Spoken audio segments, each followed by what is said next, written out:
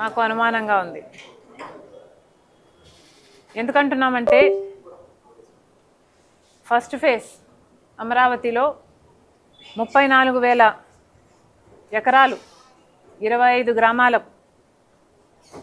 నుంచి 29,000 రైతు కుటుంబాల దగ్గర నుంచి సేకరించడం జరిగింది.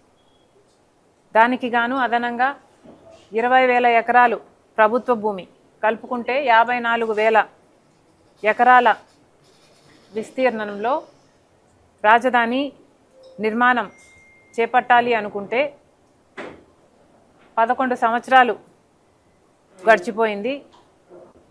కానీ ఇప్పటి వరకు అమరావతి రాజధానికి ఒక రూపం లేదు.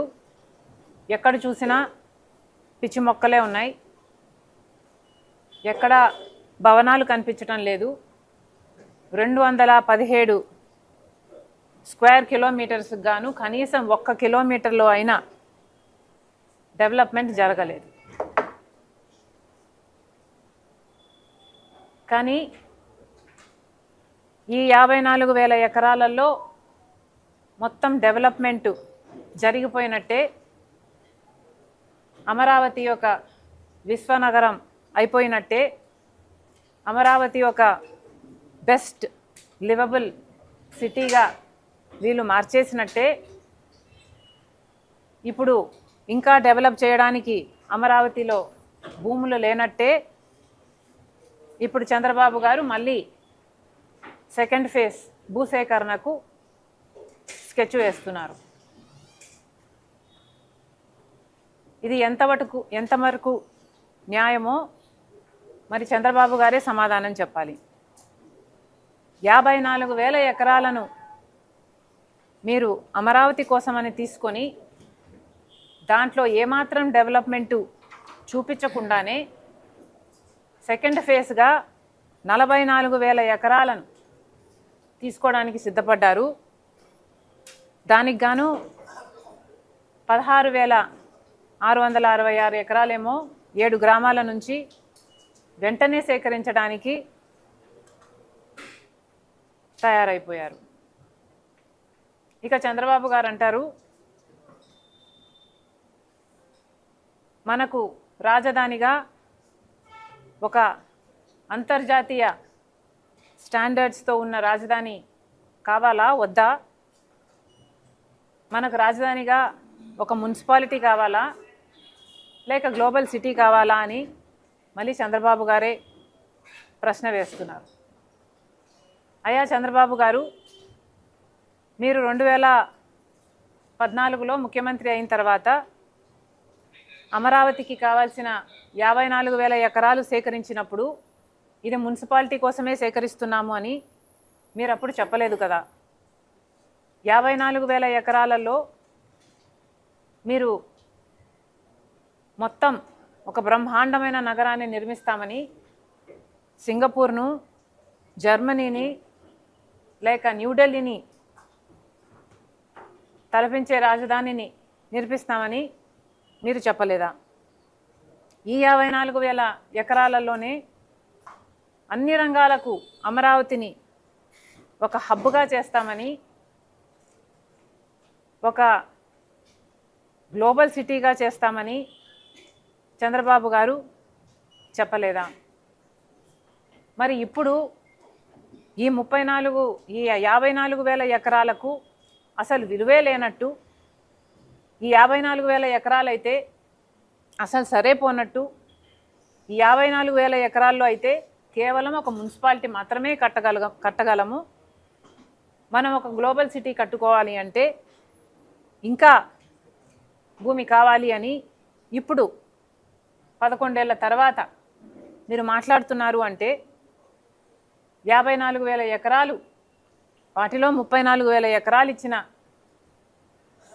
రైతులు మరి ఇప్పుడు మిమ్మల్ని ఏమనుకోవాలి? వాళ్ళందరినీ మీరు వెన్నుపోటు పొడుస్తున్నట్టు కాదా?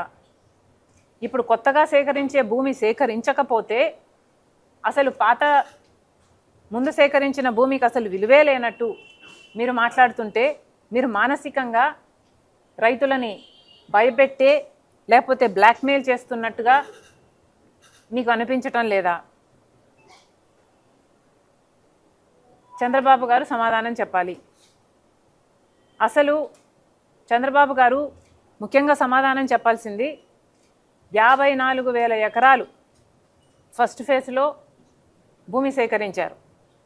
అందులో మెజారిటీ 34,000 ఎకరాలు సంబంధించి రైతుల దగ్గర నుంచి మీరు తీసుకున్నారు. ఇంకో 20,000 ఎకరాలు ప్రభుత్వ భూములు ఉన్నాయి. మరి ఈ భూమి అంతటిని ఏం చేశారు? మొన్న నారాయణ గారు అయితే ఒక ఇంటర్నల్ మీటింగ్లో ఫస్ట్ ఫేజ్లో సేకరించిన 54,000 ఎకరాలకు గాను ఇప్పుడు మిగిలింది కేవలం ఒక 700 ఎకరాలు మాత్రమే అని చెప్పారట. 54,000 ఎకరాలు ఏమైనట్టు? అసలు రిటర్నబుల్ ప్లాట్లుగా ఈ 54,000 ఎకరాలలో మళ్ళీ రైతులకి ఎంత ఇచ్చారు? ఇన్ఫ్రాస్ట్రక్చరు, మౌలిక సదుపాయాలు వీటన్నిటికీ కలిపి ఎంత పక్కన పెట్టారు? ప్రభుత్వ అవసరాల కోసమో లేక ప్రభుత్వ వ్యవస్థల కోసమో ఎంత కేటాయించారు? ఇక ప్రైవేట్ రంగంలో ఎవరికి ఎంత కేటాయించారు? ఈ సంస్థలన్నిటికీ కలిపి ఎంత పెట్టుబడులు ఎక్స్పెక్ట్ చేస్తున్నారు? ఎంత పెట్టుబడులు ఎక్స్పెక్ట్ చేసి వీళ్ళకి ఆ భూములను కేటాయించడం జరిగింది? మీరు చేసిన కేటాయింపులకు గాను ఎన్ని ఉద్యోగాలు వస్తాయి? మీరు చేసిన కేటాయింపులకు గాను ఏడాదికి ఎంత బిజినెస్ జరుగుతుంది? యాన్యువల్ రెవెన్యూ ఎంత? మీరు చేసిన కేటాయించిన ఈ భూముల కంపెనీలు ఏవైతే ఉన్నాయో వాటి గ్రోత్ పొటెన్షియల్ ఎంత? అసలు ఈ వివరాలన్నీ ఎక్కడున్నాయి? ప్రభుత్వం సంబంధించిన సిఆర్డిఏ వెబ్సైట్లో ఇవన్నీ ఎందుకు దాచిపెట్టారు? అసలు చంద్రబాబు గారు మొదట వీటన్నిటికీ క్లారిఫికేషన్ ఇవ్వాల్సిన అవసరం ఉంది.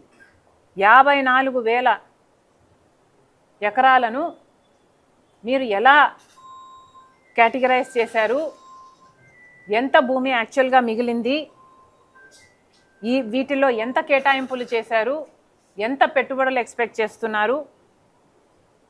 ఎన్ని ఉద్యోగాలు వస్తాయి? దీంట్లో ఏదైనా ఎకనామిక్ బూమ్ ఉందా? ఎకనామిక్ గ్రోత్ ఉందా? ఎందుకంటే ఇండస్ట్రీజో లేకపోతే బిజినెస్ జనరేట్ చేసేటివి లేకపోతే ఒక సిటీకి గ్రోత్ అంటూ ఉండదు. కాబట్టి ముందు చంద్రబాబు గారు ఆ 54,000 ఏకర్స్కి గాను ముందు వైట్ పేపర్ రిలీజ్ చేయాలి, శ్వేతపత్రం రిలీజ్ చేయాలి. అసలు ఈ డీటెయిల్స్ అన్నీ కామన్ మ్యాన్కి కానీ అపోజిషన్ పార్టీస్కి కానీ తెలియకుండా ఎందుకున్నాయో చంద్రబాబు గారు చెప్పాల్సిన అవసరం ఉంది. ఈ 54,000 ఎకరాలను పూర్తిగా డెవలప్ చేసేసినట్టు ఇక అదనంగా 44,000 ఎకరాలు తప్పకుండా కావాలి అన్నట్టుగా ఇప్పుడు చంద్రబాబు గారు కలరింగ్ ఇస్తున్నారే. దీంట్లో అంట 5,000 ఎకరాలు గ్రీన్ఫీల్డ్ ఎయిర్పోర్ట్ కంట. గ్రీన్ఫీల్డ్ ఎయిర్పోర్ట్కి 5,000 ఎకరాలట. ముంబైలో శివాజీ ఛత్రపతి ఎయిర్పోర్ట్కి ఉన్నది 1,850 ఎకరాలు. భోగాపురంలో ఎయిర్పోర్టుకు కేటాయింపు జరిగింది 2,200 ఎకరాలు అనుకుంటా. ఇక్కడ మన గన్నవరంలో ఎయిర్పోర్టుకు ఉన్నది 1,250,000 ఎకరాలు కావచ్చు. మరి చంద్రబాబు గారికి 5,000 ఎకరాలు ఎందుకు కావాలో అర్థం కావటం లేదు. Visakhapatnam is the biggest city as of now in Andhra Pradesh. Visakhapatnam భోగాపురానికే 2,200 ఎకరాల ఎయిర్పోర్ట్ ఉంటే మరి అమరావతికి 5,000 ఎకరాలలో ఎయిర్పోర్ట్ అవసరమా? అంత బిజినెస్ ఇక్కడ ఉందా? అంత ట్రాఫిక్ ఇక్కడ ఉందా? ఇప్పటికే ఇప్పుడు ఉన్న ఎయిర్పోర్టుకు గాను వస్తున్నది కేవలం 90% of the planes are ATRs. ATRs అంటే అర్థమవుతుంది కదా, చిన్న ప్లేన్లు, బొమ్మ ప్లేన్లు లాగా ఉంటాయి. కనీసం మనిషి కూర్చున్నాక కాలు చాపుకుందామా అంటే అసలు పొడుగ్గా ఉంటే మనిషికి కాలు కూడా పట్టవు దాంట్లో. అలాంటి ప్లేన్లే వస్తున్నాయి. చంద్రబాబు గారికి, పవన్ కళ్యాణ్ గారికి, లోకేష్ గారికి వాళ్ళు కమర్షియల్ ప్లేన్స్లో ట్రావెల్ చేయరు కాబట్టి తెలియకపోవచ్చేమో అని చెప్తున్నాము. సార్ ఇక్కడికి వచ్చేవి అన్నీ మోస్ట్లీ 90% ATRsే. ముందు అది బాగు చేయండి. ముందు ఇక్కడున్న ఈ ఎయిర్పోర్ట్లో ఉన్న ప్లేన్స్ కండిషన్స్ని బాగు చేయండి. ఇప్పుడున్న ట్రాఫిక్కి, ఇప్పుడున్న ఫ్లై చేసే ట్రాఫిక్కి, ఈ ఈ జనానికి మీరు మేలు చేయండి. పక్కనే కొత్త ఎయిర్పోర్ట్ కూడా కడుతున్నారు. ఆ ఎయిర్పోర్ట్ కంప్లీషన్ కూడా ఇంకా కాలేదు. ఎప్పుడు ఎయిర్పోర్ట్కి వెళ్ళినా దాని మీద పనులు జరుగుతూనే ఉంటాయి, కానీ ఇప్పటికీ డెలివరీ కాలేదు. ఏదైనా అవసరం ఉంటే ఇప్పుడు ఉన్న ఎయిర్పోర్టునే ఇంకొంచెం విస్తీర్ణం పెంచుకోవచ్చు, కానీ అదేదో పనికే రానట్టు, ఇప్పుడు అది అవసరమే లేనట్టు మళ్ళీ 5,000 ఎకరాలలో కొత్త ఎయిర్పోర్ట్ కడతామని చంద్రబాబు గారు అంటున్నారు. సబబేనా? ఇక 2,500 ఎకరాల్లో ఏమో స్పోర్ట్స్ సిటీ అట. పెద్ద పెద్ద ఒలింపిక్స్ కండక్ట్ చేసిన బీజింగు, లండను లాంటి సిటీస్లో కూడా ఈ ఒలింపిక్ స్టేడియం సైజులు చూస్తే 150 ఎకరాలను దాటలేదు. మనకెందుకండి 2,500 ఎకరాలు మన స్పోర్ట్స్ సిటీకి మనకు అవసరమా? అంత డబ్బు మనం పెట్టాలా? మింగ మెతుకు లేదు, కానీ మీసాలకు మాత్రం సంపంగి నూనె కావాలన్నాడట ఒకడు. మనకు ఫీజు రీయింబర్స్మెంట్కైనా, మన ఆరోగ్యశ్రీకైనా, కనీసం మెడికల్ కాలేజీలు కట్టుకోవడానికైనా మన దగ్గర డబ్బు ఉందా? మనం కట్టుకుంటున్నామా? మన దగ్గర బేసిక్స్కే డబ్బు లేదు కదా. చంద్రబాబు గారు మళ్ళీ ఆలోచన చేసుకోవాలి. ఇంకో 2,500 ఎకరాలు స్మార్ట్ ఇన్వెస్ట్మెంట్స్, స్మార్ట్ ఇండస్ట్రీస్ కన్నారు. అయ్యా చంద్రబాబు గారు, ఫస్ట్ ఫేజ్లో 54,000 ఎకరాలలో ఎన్ని స్మార్ట్ ఇండస్ట్రీస్ వచ్చాయి? ఎంతమంది పెట్టుబడులు పెట్టారు? ఎన్ని ఉద్యోగాలు వచ్చాయి? 54,000 ఎకరాలలో ఏదైనా స్మార్ట్ ఇండస్ట్రీస్ వచ్చి డెవలప్మెంట్ జరిగిందా? మరి మీరు ఫస్ట్ ఫేజ్లో మీరు ఏ స్మార్ట్ ఇండస్ట్రీ పెట్టనప్పుడు సెకండ్ ఫేజ్లో 2,500 ఎకరాలలో మీరు స్మార్ట్ ఇండస్ట్రీ పెడతారు అంటే ఎవరు నమ్ముతారు సార్? చంద్రబాబు గారు ఆలోచన చేసుకోవాలి. ఇటీవల విశాఖపట్నంలో కాన్ఫెడరేషన్ ఆఫ్ ఇండియన్ ఇండస్ట్రీ సదస్సు ఒకటి జరిగింది. దాంట్లో వచ్చిన పెట్టుబడులు చూస్తే మొత్తం 13 లక్షల కోట్ల రూపాయలు పెట్టుబడులు వస్తే మొత్తం 95% of them or 90% of them are in Visakhapatnam.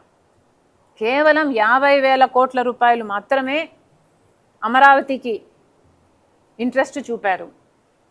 దాదాపు 400 MOUలు జరిగితే కేవలం 35 మాత్రమే అమరావతికి సంబంధించినవి ఉన్నాయి.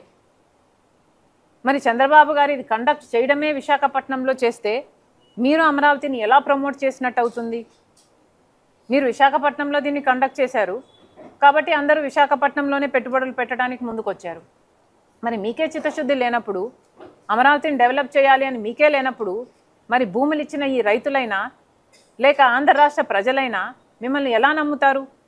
అమరావతిలో ఎంత గ్రోత్ ఉందని, గ్రోత్ పొటెన్షియల్ చూపిస్తున్నారు మీరు.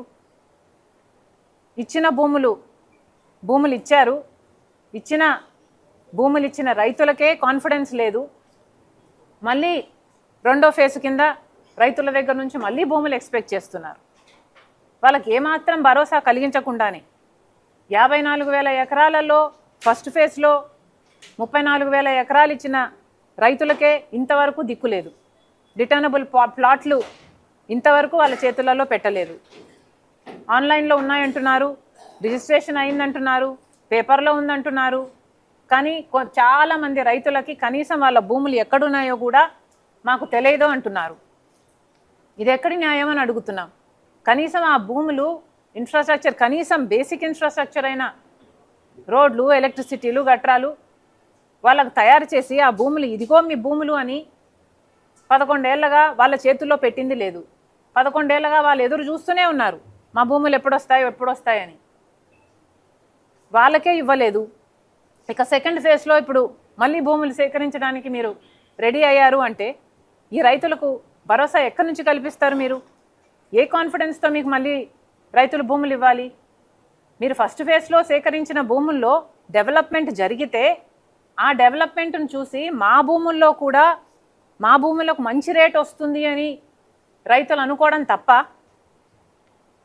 ఆ బెనిఫిట్ వాళ్ళకు కలగడం తప్ప అదేది వాళ్ళు ఆశించకూడదు అన్నట్టుగా ఫస్ట్ ఫేజే మీరు డెవలప్ చేయక, ఫస్ట్ ఫేజ్లోనే రైతులకు మీరు కాన్ఫిడెన్స్ ఇవ్వక, సెకండ్ ఫేజ్లో రైతులకు దగ్గర నుంచి కూడా మీరు భూమి లాక్కోవడం అంటే ఇది దుర్మార్గంగా మీకు అనిపించటం లేదా? నిజానికి మన రాజధాని విభజన చట్టంలో ఒక భాగం. మనకు రాజధాని కట్టాలి అన్నది కేంద్రం మనకిచ్చిన వాగ్దానం. ఇది విభజన హక్కు మనది అయినప్పుడు ఎందుకని ఈ హక్కుని మీరు నిలదీసైనా సరే సాధించలేకున్నారో చంద్రబాబు గారు సమాధానం చెప్పాలి. విభజన హక్కు రాజధాని అయినప్పుడు 1,00,000 కోట్లైనా 2,00,000 కోట్లైనా ఇది కేంద్రం బాధ్యత కదా, కేంద్రం కట్టాలి కదా, కేంద్రం ఇవ్వాలి కదా. మరి మోడీ గారు ఏం చేశారు? 10 సంవత్సరాల కింద చెప్పారు, చెంబుడు నీళ్ళు తెచ్చారు, తట్టడు మట్టి తెచ్చారు, శంకుస్థాపన చేశారు 10 ఏళ్ల క్రితం, మన మొఖాన మట్టి కొట్టిపోయారు. ఆ తర్వాత 10 సంవత్సరాలలో కేవలం 1,500 కోట్ల రూపాయలు మాత్రమే ఇచ్చారు. కానీ మాటలేమో మోడీ గారు ఢిల్లీని తలపించే రాజధాని కడతానని చెప్పారు. అసలు రాజధాని కట్టాల్సిన బాధ్యత భారం నాది అన్నారు. మరి మాటలేమో కోటలు దాటుతాయి, కానీ చేతలేమో గడప కూడా దాటవు. పైసా ఇవ్వడానికి మీకు మనసు రాదు. నిన్న కేంద్ర మంత్రి గారు వచ్చారు, ఒక సభ పెట్టారు. 25 బ్యాంకులు ఒకేసారి శంకుస్థాపన చేశారు. ఇక ఇన్సూరెన్సు కంపెనీలు వాటెవర్ చేసుకుని పోయారు. ఒకరిని ఒకరు పొగుడుకోవడానికే ఆ సభ అంతా సరిపోయింది. వాళ్ళు శాలువాలు వేసుకోవడము, ఒకరికొకరు వాళ్ళు దండలు వేసుకోవడము, ఇదే సభ అంతా ఇదే జరిగింది. ఫైనాన్స్ మినిస్టర్గా మన రాష్ట్రానికి వచ్చారే, కనీసం మనకు రాజధాని విషయంలోనైనా సహాయం చేస్తాము అని ఒక్క మాట అయినా చెప్పగలిగారా? మరి దేనికి పొగిడారు? మనకు ప్రత్యేక హోదా ఇస్తున్నారని పొగుడుతున్నారా? లేక పోలవరం ఎత్తు 45 మీటర్లకు కాకుండా 41 మీటర్లకే కుదించినందుకు పొగుడుతున్నారా? విశాఖపట్నం స్టీల్స్లో మన క్యాప్టివ్ మైన్స్ ఇవ్వకుండా దాన్ని నష్టాల పాలు చేస్తున్నందుకు పొగుడుతున్నారా? లేక అమరావతికి కట్టియాల్సిన బాధ్యత వాళ్ళదైనప్పుడు నిధులు ఇవ్వకుండా అప్పులు మాత్రమే ఇస్తున్నందుకు పొగుడుతున్నారా? దేనికి పొగుడుతున్నారు? కూటమి వాళ్ళు ఆలోచన చేసుకోవాలి. అసలు మనకి ఏం అవసరం అండి అప్పులు? ఇప్పుడు చంద్రబాబు గారు చెప్తున్న మాట ప్రకారం అయితే 54,000 ఎకరాలకు గాను 91,000 కోట్ల రూపాయలు దాన్ని డెవలప్ చేయడానికి ఖర్చు అవుతుంది అంటున్నారు. ఇంకొక 44,000 ఎకరాలు సెకండ్ ఫేజ్లో సేకరిస్తే దానికి ఇంకొక 1,00,000 కోట్ల రూపాయలు ఖర్చు అవుతుంది. అంటే మొత్తానికి 2,00,000 కోట్ల రూపాయలు ఖర్చు అవుతుంది. ఈ ఫస్ట్ ఫేజ్ తీసుకున్న 91,000 కోట్ల రూపాయలను తీసుకున్న ఈ ఫస్ట్ ఫేజ్లో వీళ్ళు ఇప్పటి వరకు తీసుకున్న రుణాలు 26,000 కోట్ల రూపాయలు అయితే రుణాలు శాంక్షన్ అయినాయి. అదనంగా ఇంకొక 32,000 కోట్ల రూపాయలు, అంటే దాదాపు 60,000 కోట్ల రూపాయలు రుణాలు తీసుకోవడానికి రెడీగా ఉన్నారు. ఆ రుణాలు వస్తున్నాయి. ఈ 60,000 కోట్ల రూపాయలు కాకుండా ఫస్ట్ ఫేజ్ డెవలప్ చేసుకోవాలన్నా ఇంకొక 30,000 కోట్ల రూపాయలు అదనంగా అప్పు తెచ్చుకోవాలి. ఇది ఫస్ట్ ఫేజ్కి మాత్రమే. ఫస్ట్ ఫేజ్కే 90,000 కోట్ల రూపాయలు అయితే ఇక సెకండ్ ఫేజ్కి ఇంకొక 1,00,000 కోట్ల రూపాయలు అయితే అంటే 2,00,000 కోట్ల రూపాయలు అప్పులు తెచ్చి మీరు రాజధాని కడదాం అనుకుంటున్నారా? ఈ అప్పులు మనకు అవసరమా? మళ్ళీ ఈ అప్పులు తీర్చడానికి మళ్ళీ సెల్ఫ్ ఫైనాన్సింగ్ అంటూ మన భూములు మనమే అమ్ముకొని ఆ అప్పులను తీర్చుకోవాలనా? అసలు ఏం అవసరం అండి? అప్పు చేయాల్సిన అవసరం ఏముంది? అప్పు తీర్చుకోవడానికి మళ్ళా మన భూమినే అమ్ముకోవాల్సిన అవసరం ఏముంది? అసలు విభజన హక్కు రాజధాని అయినప్పుడు 1,00,000 కోట్లైనా 2,00,000 కోట్లైనా ఇవ్వాల్సిన బాధ్యత కేంద్రానికి అయినప్పుడు కేంద్రానికి మీరు మద్దతు ఇచ్చి అక్కడ కేంద్రంలో బీజేపీని అధికారంలో ఉంచుతున్నప్పుడు మీరు కనీసం రాజధాని కట్టుకోవడానికైనా నిధులు తెచ్చుకోలేకపోతే మీరు ఎందుకు మద్దతు ఇస్తున్నట్టు? అసలు ఏం మేలు చేస్తున్నారని మద్దతు ఇస్తున్నట్టు? రాత్రి పడ్డ గోయిలోనే మళ్ళీ చంద్రబాబు గారు పగలు కూడా పడుతున్నారు. ఒకసారి మోసపోయారు బీజేపీని నమ్మి, మళ్ళీ మోసపోవడానికి తయారవడమే కాకుండా ఆంధ్ర రాష్ట్ర ప్రజలందరినీ కూడా ముంచుతున్నారు. ఇవేం చిన్న అప్పులు కాదు ఇవి. ఇంతింత అప్పులు తీర్చుకోవాలనుకుంటే సంవత్సరాలు, డెకేడ్స్ పడుతుంది. మళ్ళీ చెప్తున్నాం చంద్రబాబు గారికి, చంద్రబాబు గారు మీరు మద్దతు ఇస్తున్నారు కేంద్రానికి. మీరు ఇస్తున్న మద్దతుకు గాను మిగతా ఎంపీలందరూ కూడా, అన్ని పార్టీలు కూడా అదే బీజేపీకి మద్దతు ఇస్తున్నాయి, అఫీషియల్గాను అన్అఫీషియల్గాను. బీజేపీ అంటే బాబు, జగన్, పవన్. ఎట్లా చూసుకున్నా కూడా మొత్తం ఆంధ్ర రాష్ట్రం 25 లోక్సభ, 11 మంది రాజ్యసభ, మొత్తం అందరూ బీజేపీకే మద్దతు ఇస్తున్నారు. అందుకైనా సరే కనీసం రాజధాని పోలవరం పట్టుకోవడానికైనా పూర్తి స్థాయిలో పూర్తి మద్దతు తెచ్చుకోవాల్సిన బాధ్యత చంద్రబాబు గారి మీద ఉంది. మద్దతు ఇస్తున్న అన్ని పార్టీల మీద కూడా ఉంది. కనీసం అది కూడా మీరు సాధించలేదంటే మీరు చేస్తున్నది కేవలం స్వార్థ రాజకీయాలే. మళ్ళీ చెప్తున్నాం, మళ్ళీ విడత, రెండో విడత ఈ భూసేకరణకు కాంగ్రెస్ పార్టీ పూర్తిగా వ్యతిరేకం. మొదటిసారి సేకరించిన భూముల్లోనే మీరు అభివృద్ధి ఇంతవరకు చూపించలేకపోయారు. దయచేసి అక్కడ అభివృద్ధి పరిచిన తర్వాతనే రెండో విడత మొదలు పెట్టండి.